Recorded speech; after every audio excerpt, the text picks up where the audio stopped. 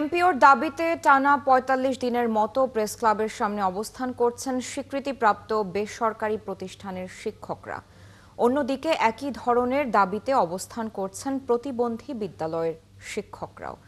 দাবি আদায় না হলে কঠোর কর্মসূচির হুঁশিয়ারি দিয়েছেন তারা।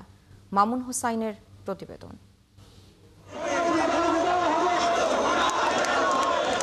দাবি আদায়ের লক্ষ্যে বিকেলে সড়ক অবরোধ করে বিক্ষোভ করে সম্মিলিত নন এমপিও ঐক্য পরিষদ। পরে আইন শৃঙ্খলা বাহিনী তাদের সরিয়ে দেয়। আমরা চাই না যে কোনো রকম আপনার সাথে আমাদের কোনো কনফ্রন্টেশন আমরা চাই, এটা কিন্তু আমরা চাই না।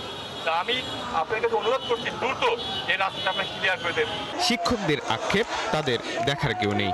আমরা শান্তিপূর্ণ আন্দোলন করতে চেয়েছিলাম, কিন্তু এই প্রশাসন আমাদেরকে বাধ্য করছে রাস্তায় ব্যারিকেড দিতে।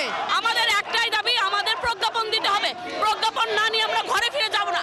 আমাদের ছাত্ররাই বিভিন্ন দায়িত্বে আছে, তারা কিন্তু সম্মানের সাথে জীবনযাপন করতেছে, কিন্তু আমরা যারা শিক্ষাদান করে এদেরকে যোগ্য করে দক্ষ করে এই চাকরিতে পাঠাইছি, তাদের সম্মান থাকলেও আমরা সেই সম্মানটা নিয়ে বাঁচতে পারছি না। আজ এবং কালকের মধ্যে যদি প্রজ্ঞাপন জারি না করে তাহলে আমরা আরো কঠোর থেকে কঠোর কর্মসূচি গ্রহণ করব।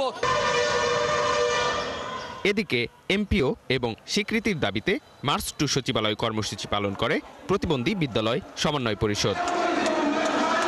পরে তাদের প্রতিনিধি দল সচিবালয়ে আলোচনায় অংশ নেয়। আমরা সচিবালয়ের ৫ নম্বর গেট অবরুদ্ধ করেছিলাম। তখন আমাদের ৮ জন প্রতিনিধি সমাজ কল্যাণ মন্ত্রণালয় ডেকে নিয়ে আমরা মাননীয় উপদেষ্টার সাথে বসি। উনি বলল যে আমরা অল্প সময়ের মধ্যে বিদ্যালয়গুলো নিয়ে সিদ্ধান্ত নিব। আমরা তখন জিজ্ঞেস করলাম আমাদের সুনিশ্চিত সিদ্ধান্ত চাই, আমাদের বিদ্যালয়গুলো সুনিশ্চিত সিদ্ধান্ত বা রাষ্ট্রীয় প্রজ্ঞাপন ছাড়া আমরা রাজপথ ছেড়ে যাব না।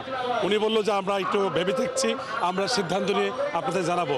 কিন্তু আমাদের কথা হচ্ছে চূড়ান্ত সিদ্ধান্ত ছাড়া, বিদ্যালয়গুলোর সুনিশ্চিত প্রজ্ঞাপন ছাড়া আমরা রাজপথ ছেড়ে যাব না। এসব আন্দোলনের কারণে জাতীয় প্রেস ক্লাবের আশপাশে তীব্র যানজটের সৃষ্টি হয়।